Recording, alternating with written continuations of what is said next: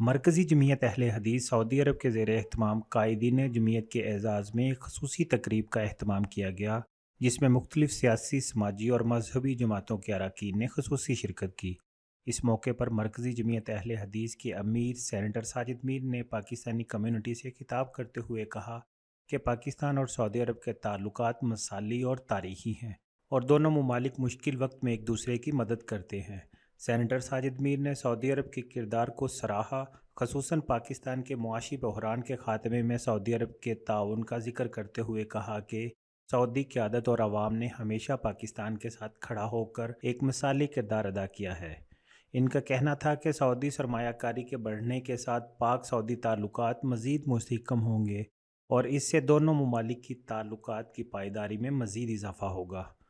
تقریب میں ناظم اعلیٰ مولانا عبدالکریم نے بھی اظہار خیال کرتے ہوئے کہا کہ پاکستان کو سیاسی بحران سے نکالنے کے لیے تمام سیاسی جماعتوں کو جمہوری اقدار اور آئین پاکستان کے مطابق آگے بڑھنا ہے۔